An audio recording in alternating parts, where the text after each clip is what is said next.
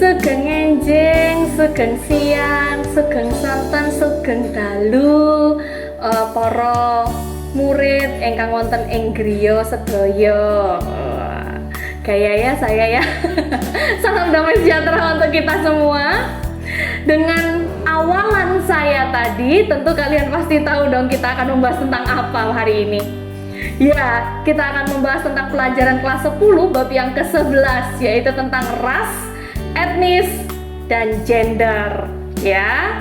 Nah, untuk pembahasan ini kita akan bersama-sama membahas dari buku Pendidikan Agama Kristen dan Budi Pekerti yang dikeluarkan oleh Kementerian Pendidikan dan Kebudayaan Republik Indonesia, cetakan tahun ke-2017. Ya, jadi buku yang ini. Nah, dari buku ini kita akan bersama-sama belajar tentang apa sih itu ras, apa sih itu etnis, apa itu gender. Sebelum kita mau membahas lebih dalam dan yang lebih menyenangkan lagi, kita mau bersama-sama membuka hari ini dengan kita bersama berdoa bersama dengan saya Francisca Teresia pada hari ini. Mari kita bersama berdoa. Bapa di surga, terima kasih karena Engkau telah memberkati kami, memberikan kami berbagai macam budaya, suku, dan juga perbedaan-perbedaan yang ada di sekitar kami, Bapa. Sehingga biarlah melalui perbedaan-perbedaan ini bukanlah menjadi batu sandungan bagi kami, tetapi malahan menjadi kekuatan bagi kami, Bapa. Sehingga kami dapat semakin menghargai setiap perbedaan sebagai sebuah warna yang indah yang Kau berikan dalam kehidupan kami. Supaya kami semakin dapat melihat keindahan dan keberagaman yang Kau ciptakan dengan penuh cinta di sekitar kami, Bapa, untuk lebih memproses kami menjadi anak-anak-Mu yang berharga di depan-Mu. Terima kasih ya Bapa, terima kasih kiranya Engkau sendiri yang memberkati, sehingga biarlah kami mampu untuk memahami apa yang menjadi kehendak-Mu melalui materi pada hari ini, yaitu materi ras, etnis, dan gender. Terima kasih ya Bapa, hikmat dan juga kebijaksanaan-Mu, kepandaian dan kepintaran yang berasal daripadamu saja kami harapkan turun dan melimpah di atas murid-murid kami semua yang ada di rumah dan juga kami yang ada di sini. Terpujilah kekal nama-Mu ya Bapa, kami serahkan jalannya pembelajaran pada hari ini mulai dari awal hingga akhirnya hanya ke dalam tangan-Mu saja, Tuhan Yesus tercinta. Amin. Nah, tujuan pembelajaran kita pada hari ini adalah menjelaskan atau supaya kita mampu untuk menjelaskan pemahaman mengenai ras, etnis, dan gender, serta persoalan yang dihadapi menyangkut ras, etnis, dan gender di tempat kita semua. Berbagi cerita mengenai sikap yang baik yang bisa dilakukan dalam kaitannya dengan perbedaan ras, etnis, dan gender. Kalian bisa membuat karya tulis mengenai perbedaan ras, etnis, dan gender yang bersifat memperkaya pengalaman dalam bergaul dengan orang yang berbeda dengannya tanpa kehilangan identitas. Kita bisa menyusun doa syukur pada Allah karena telah menciptakan manusia dalam keberagaman ras, etnis, dan gender. Lalu kita juga mampu untuk membuat clipping mengenai masalah-masalah yang muncul dalam masyarakat yang berakar dari perbedaan ras, etnis, dan gender. Nah, anak-anak yang ada di rumah, dalam rangka memperdalam pemahaman kita semua mengenai pergaulan dengan orang lain tanpa kehilangan identitas, kita dapat mempelajari tentang ras, etnis, dan gender.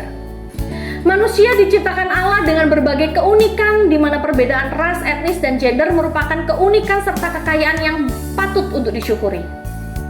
Meskipun kita hidup di abad modern di mana demokrasi dan hak asasi manusia dijunjung tinggi, kita nggak bisa memungkiri bahwa diskriminasi atau perendahan terhadap ras, etnis, dan gender tertentu itu masih sering terjadi. Melalui pembahasan ini, kita dapat lebih memahami bagaimana membangun pikiran positif terhadap perbedaan ras, etnis, dan gender, terutama dalam kaitannya dengan sikap kita semua sebagai orang Kristen. Allah menciptakan manusia dalam berbagai keunikan, dan semua manusia memiliki harkat dan martabat yang sama yang harus dihargai terlepas dari perbedaan latar belakang ras, etnis, maupun gender. Perkenalan serta pergaulan kita dengan sesama yang berbeda dengan kita tidak menghalangi pembentukan diri kita sebagai remaja Kristen atau sebagai orang Kristen. Dengan sikap yang baik dan benar, perbedaan justru akan memperkuat identitas kita sebagai seorang Kristen. Nah, untuk kita lebih memahami serta menerima manusia dalam keunikan ras, etnis, dan gender, coba kalian perhatikan di samping ini ya. Gambar di samping ini, gambar yang nomor 1. Coba kita lihat gambar yang nomor 1 ya. Gambar yang nomor 1, kalau kalian perhatikan dibandingkan dengan gambar nomor 2, gambar nomor 3, gambar nomor 4. Wah, itu saya kenal tuh yang nomor 4 tuh ya. Semoga kalian juga tahu yang nomor 4 tuh gambarnya siapa ya. Ya, itu adalah gambarnya Hillary Clinton, salah satu tokoh dunia yang luar biasa memperjuangkan hak-hak perempuan begitu ya. Nah, dari keempat gambar yang ada di samping ini, coba kalian perhatikan.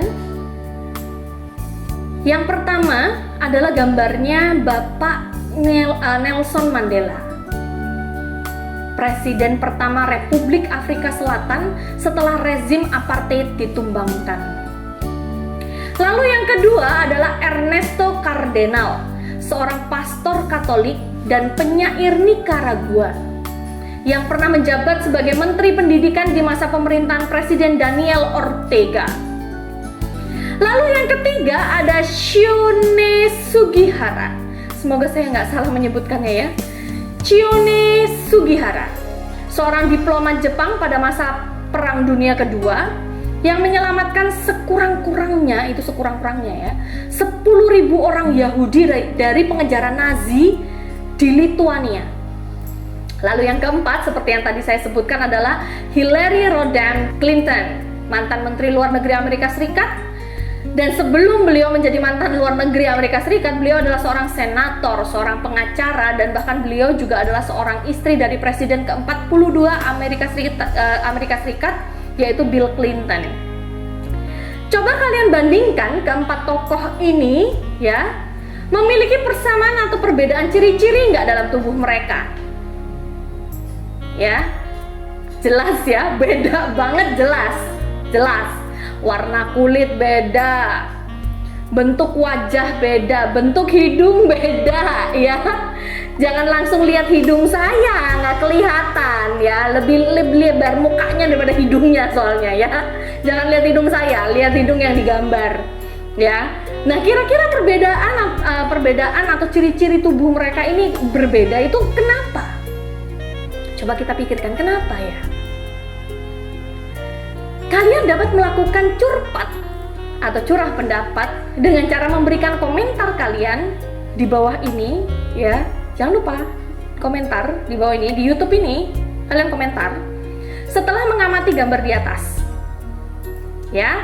Atau kalian dapat menuliskan komentar kalian di buku yang sudah kalian siapkan ya. Atau boleh deh di sini kalau kalian mau cetak. Kalau kalian mau cetak boleh ditulis di sini. Tapi jangan di buku yang dikasih sama sekolah ya. Itu harus dikembalikan ke sekolah. Nanti kalau kalian coret-coret saya yang salah. Ya. Jadi jangan. Ditulis di buku catatan boleh, di komentar yang ada di YouTube ini boleh, ya.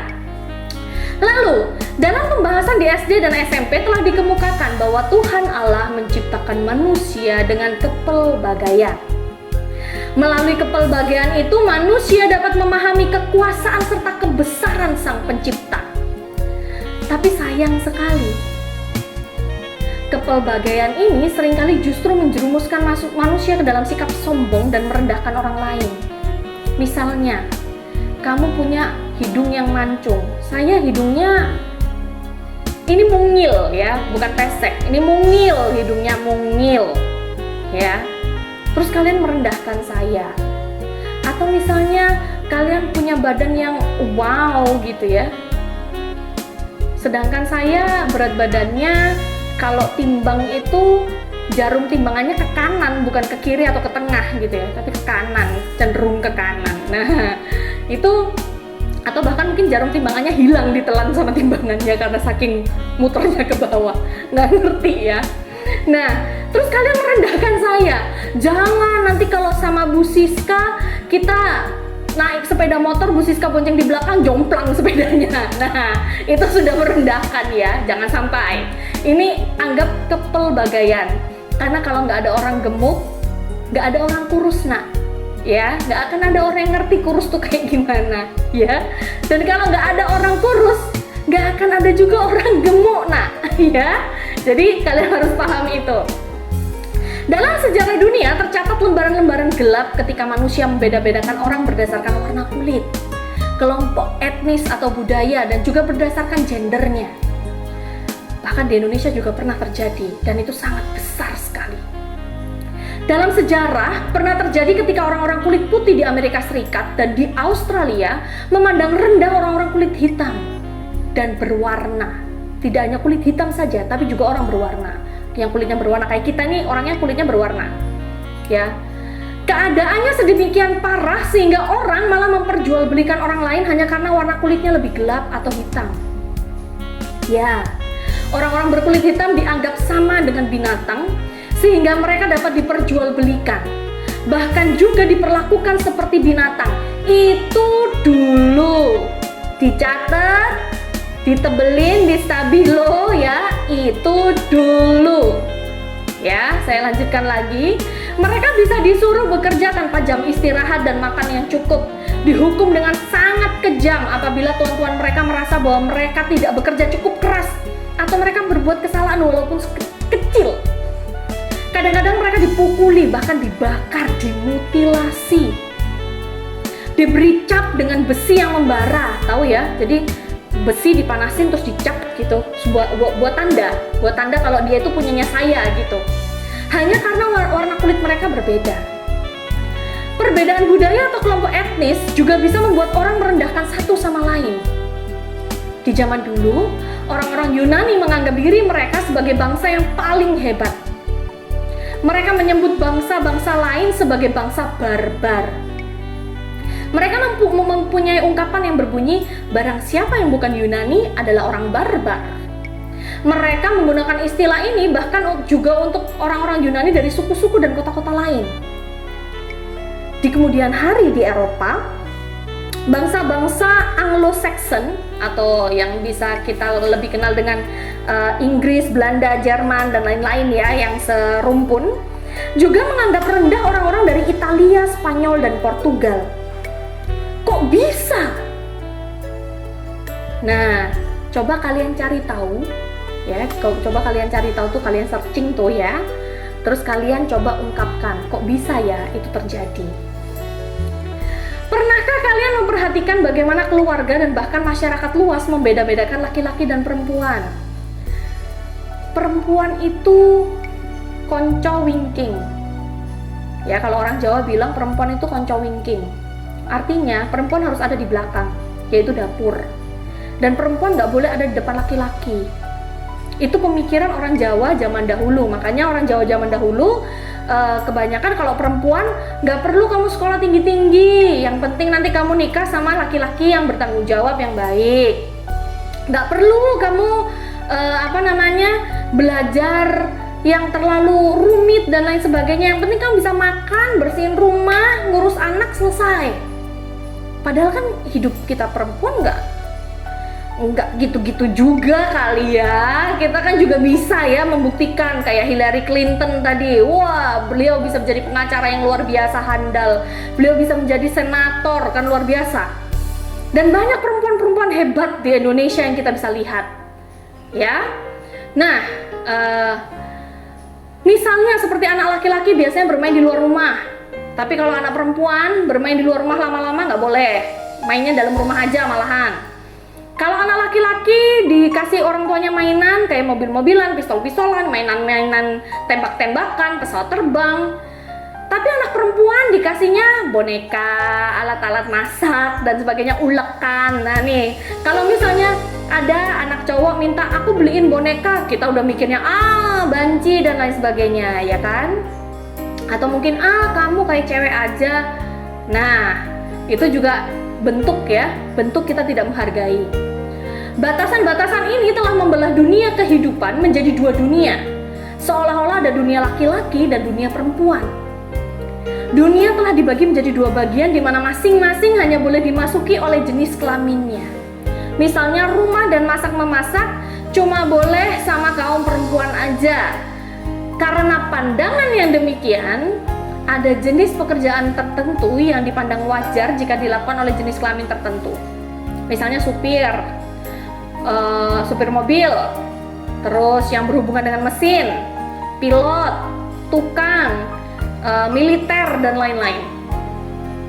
Itu adalah pekerjaan-pekerjaan yang wajar dilakukan oleh laki-laki. Jadi kalau ada cewek yang masuk ke pekerjaan-pekerjaan ini, kita langsung wow gitu.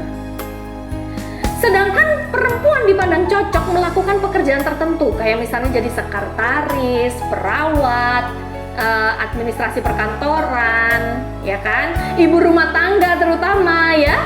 Nah, pada saat kini kalian semua dapat saksikan bahwa kondisi tersebut sudah sedikit demi sedikit berubah. Ya, memang ada di beberapa tempat masih ada, tapi sudah mulai berubah. Perempuan dan laki-laki memiliki kesempatan yang sama untuk bekerja di berbagai bidang kehidupan, asalkan sesuai dengan kecakapan atau bakatnya dan keterampilan mereka. Di kalangan keluarga muda di masa kini, orang tua laki-laki dan perempuan bersama-sama melakukan pekerjaan rumah tangga seperti masak, nyuci, beres-beres rumah, ngurus anak, ya, dan lain-lain. Lalu, apa sih sebetulnya ras, etnis, suku, dan gender ini? Persoalan ras, etnis, dan gender telah berabad-abad diperdebatkan sampai dengan saat ini. Why? Kenapa? Karena ada berbagai pemahaman dan perlakuan yang harus diluruskan menyangkut ras, etnis, dan gender. Persoalan rumpun kebangsaan atau ras, suku, dan jenis kelamin perlu kita pelajari. Hal ini kemungkinan dibahas juga dalam pelajaran ilmu sosial dan PPKN. Tapi sebagai siswa Kristen, kita harus belajar bagaimana berpikir dan bersikap terhadap berbagai perbedaan yang ada dari ras, etnis, dan gender dari sudut pandang kekristenan. Konsep ras muncul ketika bangsa-bangsa Eropa berjumpa dengan bangsa-bangsa lain di dunia dan kemudian mulai mengkategorikan kelompok-kelompok manusia menurut ciri-ciri fisiknya. Tujuan akhirnya adalah untuk membenarkan praktek perbudakan yang dilakukan oleh mereka. Mereka yakin bahwa perbedaan-perbedaan fisik antara kelompok-kelompok masyarakat itu juga mencerminkan perbedaan intelektual, perilaku, dan moral mereka. Pada tahun 1735, Carolus Linnaeus yang dikenal sebagai penemu taksonomi zoologi membagi manusia ke dalam berbagai kelompok ras Homo sapiens, yaitu masing-masing Europaeus atau manusia Eropa, Asiaticus atau manusia Asia, Americanus atau manusia Amerika, dan Afer, manusia Afrika. Homo sapiens Europaeus digambarkan aktif, akut, dan petualang. Sedangkan Homo sapiens Afer itu licik, malas, dan sembrono. Dari sini kita dapat melihat bagaimana pembedaan ini pada akhirnya melahirkan marginalisasi atau perendahan terhadap ras dan suku bangsa tertentu. Ras adalah konsep yang digunakan untuk mengkategorikan sekelompok manusia. Perbedaan anatomi tubuh, warna kulit, warna rambut, mata, tinggi badan, dan lain-lain, budaya, genetika, afiliasi, geografi, sejarah, bahasa, atau kelompok sosial digunakan untuk mencirikan suatu kelompok manusia tertentu untuk mempermudah pengenalan sekelompok orang dalam kehidupan sehari-hari. Orang seringkali berpikir ini adalah pembagian yang sederhana, tetapi ternyata kenyataannya nggak begitu. Orang yang berkulit hitam dan berambut keriting dapat disebut sebagai orang Afrika, tetapi juga nggak mustahil berasal dari Papua, dari Asia. Orang berkulit kuning dan bermata sipit mungkin dikenali sebagai orang Cina, Korea, atau Jepang. Tapi ternyata bisa jadi juga orang Minahasa juga begitu. Betapapun juga pembedaan-pembedaan yang dibuat, kita harus memahami bahwa tidak ada satu ras pun yang lebih tinggi atau lebih unggul daripada yang lainnya. Nggak ada. Semua ras memiliki kedudukan yang sederajat. Etnis adalah penyebutan yang diberikan kepada sekelompok manusia yang mendiami daerah tertentu serta memiliki adat kebiasaan sendiri. Berbagai kebiasaan dan adat istiadat ini merupakan ciri khas yang dapat membedakan satu kelompok etnis dengan kelompok lainnya. Di dunia dan di Indonesia terdapat banyak suku bangsa yang berbeda-beda. Ada perbedaan yang kecil, seperti suku Jawa, suku Bali, ya kan? Ada pula suku-suku yang sangat berbeda, misalnya suku Aceh sama suku Papua. Tapi pada dasarnya semua suku itu sama dan sederajat. Adat istiadat mereka semuanya unik dan gak ada yang lebih luhur ataupun lebih rendah daripada yang lainnya. Setiap suku mengembangkan kebudayaannya sendiri-sendiri, berbahasa dengan logatnya sendiri, dan mengembangkan adat istiadatnya sesuai dengan kebutuhan mereka. Selain ciri-ciri kebudayaannya, suku bangsa juga kadang-kadang dapat dibedakan berdasarkan ciri-ciri fisik anggotanya. Ya. Lalu gender. Gender adalah perbedaan fungsi peran sosial yang dikonstruksikan oleh masyarakat terhadap laki-laki dan perempuan. Gender belum tentu sama di tempat yang berbeda dan dapat berubah dari waktu ke waktu. Gender nggak sama dengan seks atau jenis kelamin. Jenis kelamin terdiri dari perempuan dan laki-laki yang telah ditentukan oleh Tuhan ketika manusia diciptakan. Sementara itu, gender bukanlah kodrat ataupun ketentuan Tuhan. Gender itu berkaitan dengan pandangan atau pemahaman tentang bagaimana seharusnya laki-laki dan perempuan berperan dan bertindak sesuai dengan tata nilai yang terstruktur, ketentuan sosial dan budaya di tempat mereka berada. Dengan demikian, definisi gender dapat dikatakan sebagai pembedaan peran, fungsi, dan tanggung jawab antara manusia dan laki-laki yang dibentuk atau dikonstruksikan secara sosial budaya dan dapat berubah sesuai dengan perkembangan zaman. Contohnya, dulu orang menganggap memasak dan menjahit itu pekerjaannya perempuan. Tapi sekarang banyak chef, banyak juga perancang busana itu yang cowok atau laki-laki. Misalnya seperti Bara Patirajawane, Rudi Koirudin, Arnold Purnomo, dan lain-lain. Itu sangat dikenal sebagai juru masak yang sering tampil di layar televisi. Chef Juna, itu yang favoritnya cewek-cewek tuh kan. Lalu ada juga tokoh-tokoh seperti almarhum Iwan Tirta, Edward Huta Barat, Itang Yunas. Sekarang yang lagi populer itu Ivan Gunawan, adalah laki-laki perancang mode terkemuka di negara kita, ya kan? Itu jutaan itu ya bajunya yang dibikin ya. Lalu ada masalah-masalah apa aja sih sekitar ras, etnis, dan gender? Banyak. Yang pertama adalah diskriminasi rasial dan etnis.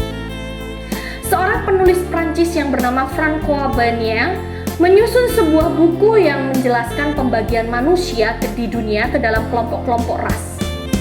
Bukunya yang berjudul Nouvelle Division de la Terre par les différentes espèces.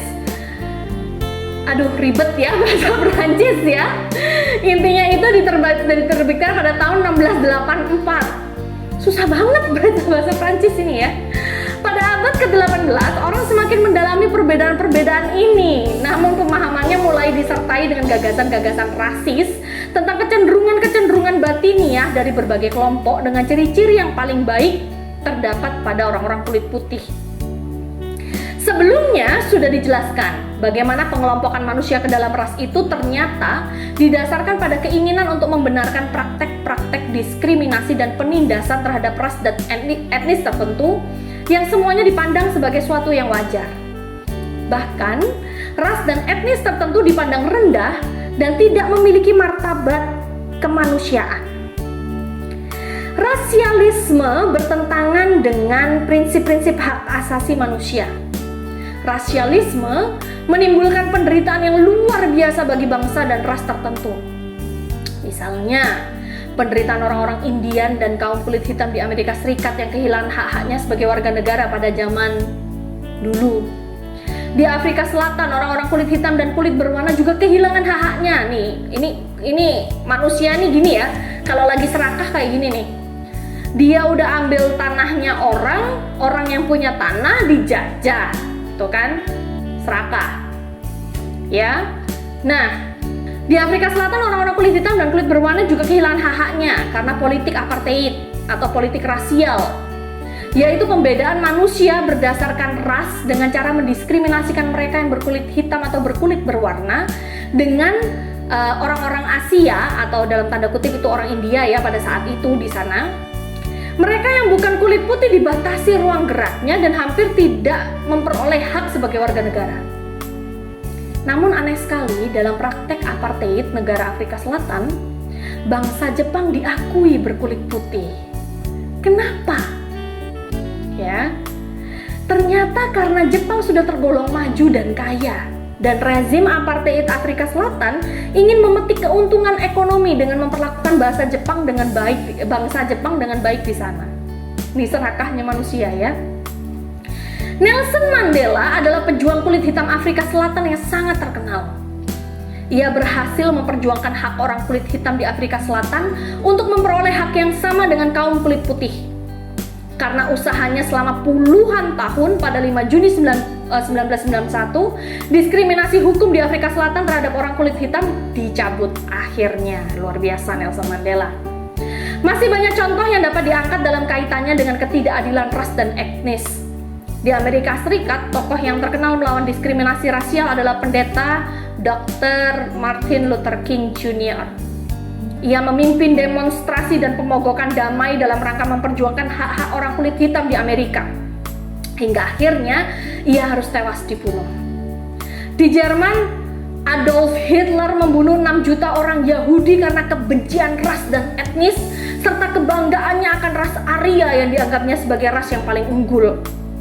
Di Indonesia, etnis Cina pernah mengalami diskriminasi sejak peristiwa G30 SPKI tahun 1965. Mereka nggak boleh mempraktekkan agama kepercayaannya, yaitu Konghucu dan agama-agama Tionghoa yang dilebur menjadi satu dalam agama Buddha.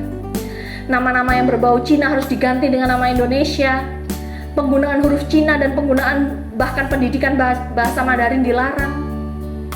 Peranan politik dan sejarah orang Tionghoa Indonesia dalam perjuangan kemerdekaan pun dihilangkan, padahal banyak sekali orang Tionghoa yang berjuang juga demi kemerdekaan Indonesia. Misalnya bahwa di antara mereka yang hadir di Kongres Pemuda II yang merumuskan Sumpah Pemuda, ternyata ada beberapa pemuda Tionghoa, misalnya kayak Kwi Tiam Hong. Lalu ada 3 pemuda Tionghoa lainnya yang membantu Kwi Tiam Hong. Begitu pula ada 4 orang Tionghoa duduk sebagai anggota Badan Penyelidik Usaha-usaha Persiapan Kemerdekaan Indonesia atau BPUPKI yang merumuskan Undang-Undang Dasar 45, yaitu Lim Kun Hian. Nah, Lim Kun Hian, Tan Eng Hua, Oe Tiang Choi, Oe Chong Hao. Dan di Panitia Persiapan Kemerdekaan di Indonesia atau PPKI terdapat 1 orang Tionghoa, yaitu Dr. Andes Yap Chuan Ping. Pada Januari 2001, Presiden Abdurrahman Wahid atau Gus Dur, yang biasanya kita kenal dengan Gus Dur, mengumumkan tahun baru Cina atau Imlek jadi hari libur pilihan, yang kemudian diubah oleh Presiden Megawati menjadi hari libur nasional. Tindakan Gus Dur ini diikuti dengan pencabutan larangan penggunaan huruf Tionghoa. Gus Dur juga memulihkan hak-hak etnis Tionghoa di Indonesia. Di Indonesia kini, hak-hak setiap warga negara dari semua etnis dan ras dijamin oleh undang-undang. Luar biasa ya. Jadi, jika ada yang melakukan tindakan pelecehan terhadap ras atau etnis tertentu, maka yang bersangkutan bisa dituntut secara hukum. Hati-hati. Demikianlah, seiring dengan perkembangan masyarakat, kemajuan ilmu pengetahuan dan teknologi, diskriminasi rasial mulai terkikis secara perlahan dan lalu muncul kesadaran bahwa diskriminasi rasial bertentangan dengan hak asasi manusia. Di Amerika Serikat, Barack Obama menjadi orang kulit hitam pertama yang menjadi presiden di negara itu. Di Italia, ada Cecil Kyenge, seorang perempuan Afrika kelahiran Kongo, menjadi orang kulit hitam pertama yang diangkat menjadi Menteri Urusan Integrasi di negara itu. Luar biasa. Lalu yang kedua adalah tentang diskriminasi gender. Menurut definisi yang ada dalam buku Kesetaraan Gender yang diterbitkan oleh LSAM, sebuah LSM yang bergerak di bidang pemberdayaan perempuan, istilah kesetaraan gender berarti kesamaan kondisi bagi laki-laki dan perempuan untuk memperoleh kesempatan serta hak-haknya sebagai manusia. agar mampu berperan dan berpartisipasi dalam kegiatan politik, hukum, ekonomi, sosial, budaya, pendidikan, kesamaan dalam menikmati hasil pembangunan, dan lain sebagainya. Yang diterima laki-laki juga bisa diterima perempuan. Demikian pula dengan apa yang diterima perempuan juga bisa dilakukan oleh laki-laki. Kesetaraan gender juga meliputi penghapusan diskriminasi dan ketidakadilan struktural, baik terhadap laki-laki maupun terhadap perempuan. Jadi diskriminasi gender adalah perlakuan yang berbeda terhadap laki-laki dan perempuan. Diskriminasi terjadi terhadap perempuan dan dipengaruhi oleh budaya. Umumnya, budaya di Indonesia lebih berpijak atau berpihak pada kaum laki-laki dibandingkan kepada kaum perempuan. Misalnya, orang biasanya tanya ya, putra bapak berapa? Kenapa kok nggak tanya, putra dan putrinya bapak berapa? Putra bapak berapa? Saya punyanya anak cewek, gimana? Bingung juga ya. Pertanyaan yang pertama menyiratkan bahwa anak laki-laki lebih berharga, sehingga mereka lah yang ditanyakan keberadaan dan jumlahnya dalam sebuah keluarga. Orang seringkali begitu saja menyamakan gender dengan jenis kelamin. Misalnya, orang tua sering mengajarkan kepada anak laki-lakinya, jangan nangis, kamu tuh laki-laki. Tuh, laki-laki, jangan nangis. Laki-laki nggak boleh nangis. Hingga akhirnya gede, kalau walaupun udah sangat depresi, dia nggak bisa nangis, dia nggak bisa mengungkapkan. Akhirnya stres, ya kan? Makanya, kalau mau nangis, nangis aja, nggak apa-apa. Nggak ada yang salah kok dengan tangisan ya. Atau seorang ibu berkata kepada anak perempuannya, kamu itu harus bantu ibu di dapur. Nih. Atau yang biasanya ini anak perempuan ya, yang perempuan Jawa terutama. Perawan nok tangiawan. Ini susah ini kalau udah ketemu kayak gini ya. Lah apa hubungannya perawan sama bangunnya siang? Kan gak ada hubungannya. Kan gitu ya. Artinya adalah pada zaman itu orang-orang dulu itu lebih suka anak perempuan tuh harus bangunnya pagi-pagi, ikut bantu masak, bersih-bersih rumah dan lain sebagainya. Sedangkan kalau anak laki-laki boleh ntar bangunnya nggak apa-apa. Nah kalau sekarang udah nggak ada lagi kayak gitu ya. Nah ada lagi juga anak laki-laki yang kalau nangis dianggap banci. Anak perempuan yang lebih suka main di luar ketimbang bantu ibunya di dapur dianggap tomboy. Kenyataannya, menangis adalah sebuah ungkapan emosi yang wajar bagi manusia, baik laki-laki maupun perempuan. Emangnya kalau laki-laki nggak punya air mata? Nggak juga kan? Kalian juga punya air mata kan? Membantu ibu memasak di dapur pun bisa dilakukan oleh seorang anak laki-laki. Sebelumnya sudah disinggung betapa banyak juru masak dan perancang mode laki-laki pada zaman ini. Karya mereka ternyata sangat dihargai oleh masyarakat kita. Keadilan gender adalah suatu proses dan perlakuan adil terhadap perempuan dan laki-laki. Keadilan gender menghilangkan pembakuan peran, beban ganda, subordinasi, marginalisasi terhadap kelompok yang dianggap lebih lemah, dan kekerasan terhadap perempuan maupun laki-laki. Terwujudnya kesetaraan atau persamaan dalam keadilan gender ditandai dengan tidak adanya diskriminasi atau pembedaan antara perempuan dan laki-laki. Dengan demikian, mereka memiliki akses pada berbagai bidang kehidupan. Punya akses dan partisipasi berarti punya peluang dan kesempatan untuk memperoleh keadilan di berbagai bidang kehidupan. Kesetaraan gender juga meliputi penghapusan diskriminasi dan ketidakadilan struktural, baik terhadap laki-laki maupun terhadap perempuan. Di Indonesia, masih banyak orang yang kurang memiliki kesadaran gender, sehingga akibatnya masih cukup banyak perempuan yang tertinggal di berbagai bidang kehidupan. Misalnya, masih ada orang tua Indonesia yang memberikan prioritas utama kepada anak laki-laki untuk bersekolah daripada anak perempuannya. Angka buta huruf bagi perempuan lebih banyak daripada dari laki-laki. Ketertinggalan perempuan mencerminkan masih adanya ketidakadilan dan ketidaksetaraan antara laki-laki dan perempuan di Indonesia. Pada masa kini, di Indonesia hak-hak perempuan dijamin oleh undang-undang. Kita sudah dijamin oleh undang-undang, teman-teman perempuan. Misalnya perempuan yang mengalami kekerasan dalam rumah tangga, dipukul atau dihina, hanya dihina saja sudah merupakan kekerasan, dapat melaporkan peristiwa tersebut kepada pihak kepolisian. Selanjutnya, polisi akan melakukan tindakan hukum terhadap pihak yang melakukan kekerasan. Wah, kita aman ya. Nah, Tadi kita sudah belajar tuh beberapa hal tentang diskriminasi. Sekarang kita mau coba menuliskan masing-masing 3 contoh praktek diskriminasi ras atau etnis dan diskriminasi gender yang kalian temukan di sekeliling kalian. Saya akan memberikan satu aja ya contohnya ya, cuma buat meningkatkan kreativitas kalian dalam menjawab. Ya. Tentang diskriminasi ras atau etnis seperti yang disebutkan tadi, pernah terjadi pada tahun 90-an atau lebih tepatnya pada tahun 98 terjadi kembali diskriminasi terhadap etnis Cina. Ya, terutama di daerah Jawa Tengah. Wah, itu sejarah kelam Indonesia itu ya, sangat kelam. Itu salah satu contohnya. Lalu kalian cari lagi yang banyak, pasti di sekitar kalian banyak. Diskriminasi gender. Nah nih, diskriminasi gender ini juga banyak ya, banyak. Kalau pakai rok itu pasti cewek, kalau pakai celana itu pasti cowok. Nah ini saya pakai celana sekarang. Apa saya cowok? Ya enggak juga kan ya.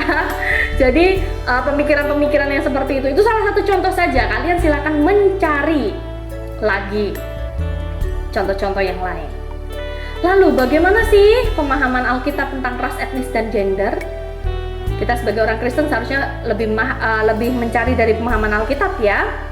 Yang pertama, dalam Roma 10 ayat 12 Rasul Paulus menulis, sebab tidak ada perbedaan antara orang Yahudi dan Yunani, karena Allah yang satu itu adalah Tuhan dari semua orang, kaya bagi semua orang yang berseru kepadanya. Nah, pernyataan Paulus ini tentu sangat mengejutkan orang pada waktu itu.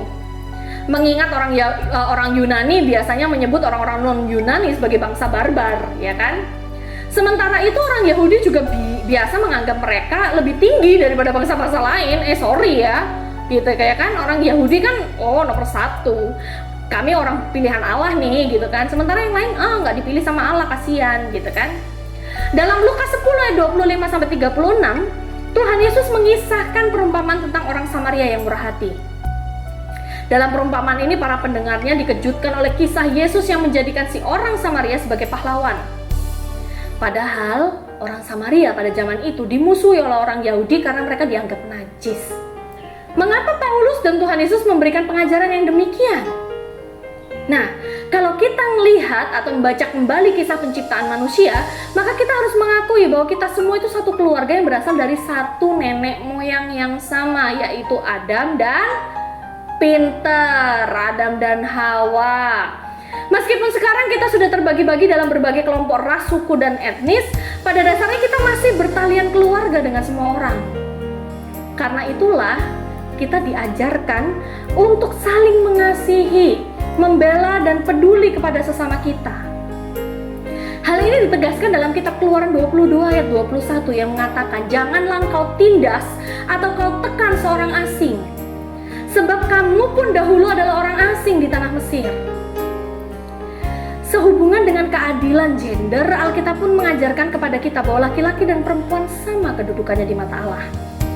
Kisah penciptaan dalam Kejadian 2 ayat 18 menyatakan, Tuhan Allah berfirman, tidak baik kalau manusia itu seorang diri saja. Aku akan menjadikan penolong baginya yang sepadan dengan dia. Dalam kisah ini digambarkan bagaimana Allah memutuskan untuk menciptakan Hawa. Allah melihat bahwa Adam tidak berbahagia hidup sendirian. Binatang-binatang yang Tuhan ciptakan pun tidak membuatnya bahagia. Ia membutuhkan penolong yang sepadan dengannya. Sepadan berarti setara. Kalau Hawa ternyata lebih lemah daripada Adam, nggak mungkin ia bisa menjadi penolong yang sepadan. Hawa tentu mempunyai berbagai kecakapan dan kebolehan yang Adam nggak punya. Jadi ketika Hawa benar-benar jadi pasangan yang sepadan bagi Adam, itu plot. Tuhan Yesus sendiri memperlakukan laki-laki dan perempuan dengan setara. Nih ya, cowok-cowok, cewek-cewek di rumah, nih ya, cari yang sepadan. Ya. Ketika Maria duduk bersimpu di kakinya untuk mendengarkan pengajarannya, Marta protes karena Maria gak bantu di dapur. Tuhan Yesus ngomong, Maria telah memilih bagian yang terbaik, yang tidak akan diambil daripadanya, yang tertulis dalam Lukas 10 ayat 42.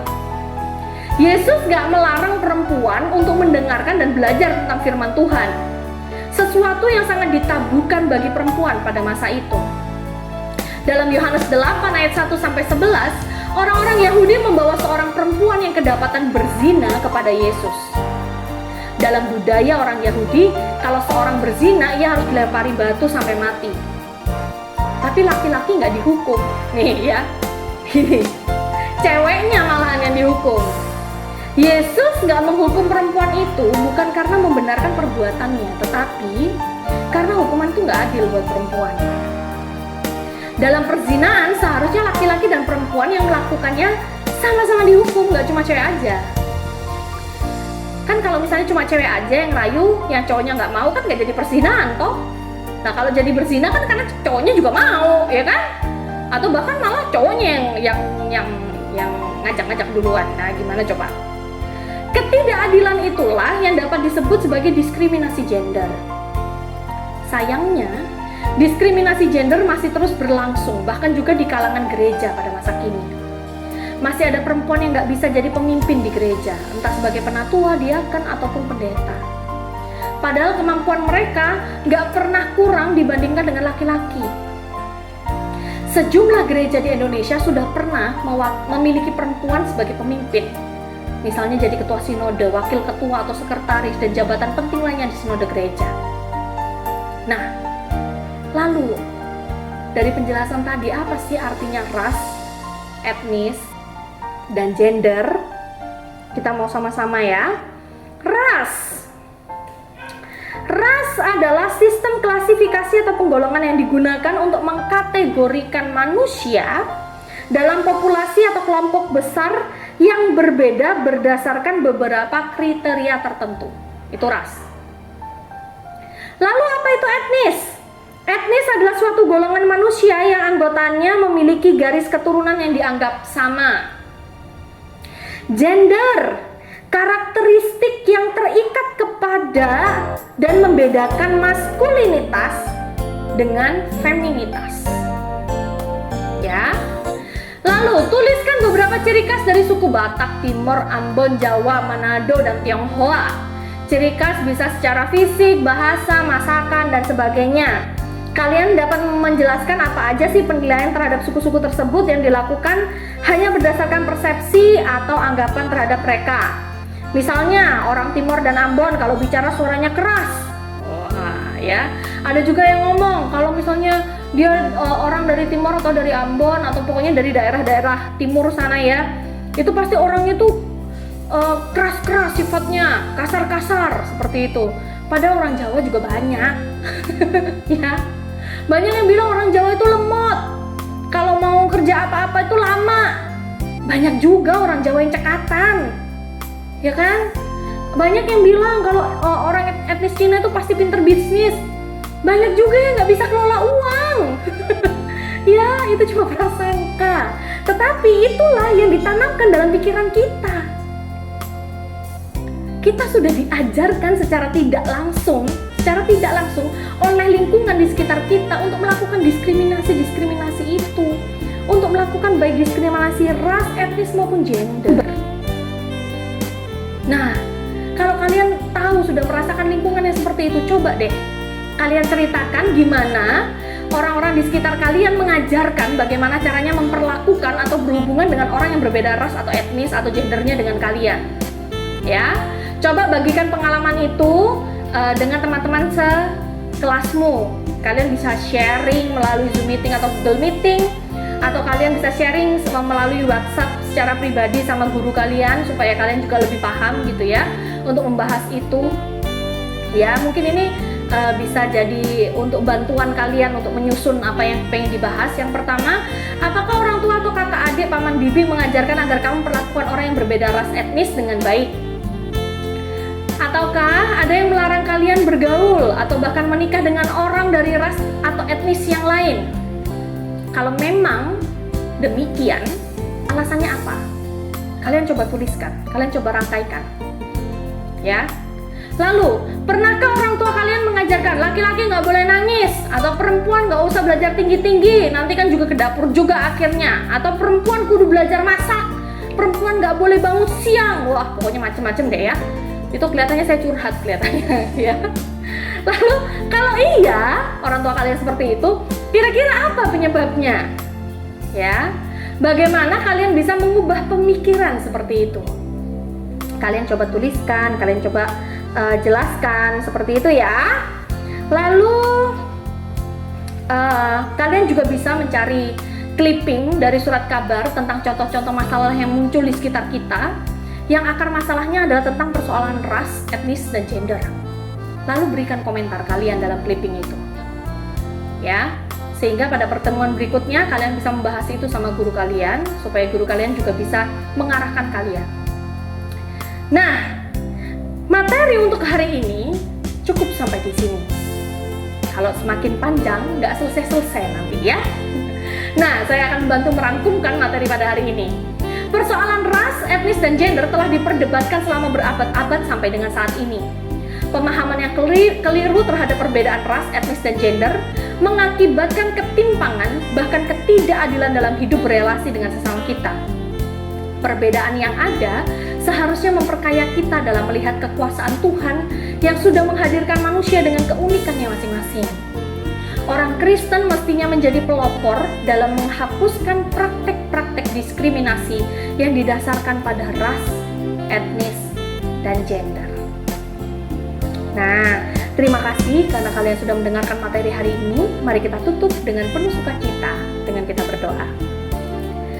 Terima kasih ya Tuhan, kami bersyukur karena Engkau menciptakan kami sebagai laki-laki dan perempuan. Engkau menciptakan kami berbeda satu dengan yang lain. Engkau menciptakan kulit kami beraneka warna. Engkau menciptakan warna mata kami dengan beraneka warna. Engkau menciptakan berbagai macam bahasa yang keluar dari lidah dan mulut kami, Bapa, sehingga kami dapat merasakan keindahan kepelbagaian di sekitar kami. Kiranya biarlah kepelbagaian dan juga perbedaan ini menjadi sebuah hal yang menjadi sukacita dalam kehidupan kami, mengucap syukur atas kebesaran dan juga kemegahan yang Engkau tunjukkan di dalam Engkau menciptakan berbagai kreativitas melalui keperbagaian yang ada dalam kehidupan kami. Terima kasih Bapa, ajarkan kami untuk menjadi remaja-remaja Kristen, orang-orang Kristen yang sungguh mampu untuk menerima, menghargai perbedaan-perbedaan yang ada di sekitar kami, menjadi sebuah kekuatan bagi kami untuk semakin memuji dan memuliakan nama-Mu. Terima kasih ya Bapak, terima kasih. Sebentar lagi kami akan melanjutkan segala aktivitas dan kegiatan kami. Kiranya Bapak sendiri yang memberkati, biarlah kami dapat beraktivitas sesuai dengan kehendak-Mu saja dan menyenangkan hati-Mu. Terpujilah kekal nama-Mu ya Bapak, hanya di dalam nama Tuhan kami Yesus Kristus kami alaskan doa dan permohonan kami. Amin. Terima kasih atas partisipasi kalian dan juga atas perhatian kalian dalam pembelajaran hari ini. Tetap jaga kesehatan, tetap jaga protokol kesehatan, pakai masker, cuci tangan, sering mandi, supaya COVID atau Corona bisa segera pergi dari Indonesia ini. Kita bisa bertatap muka lebih dekat. Kita bisa bertatap muka lagi, bisa bercengkrama lagi dengan teman secara langsung tanpa harus menggunakan handphone dan lain sebagainya. Tetap bersukacita, penuh dengan damai sejahtera. Tuhan Yesus memberkati.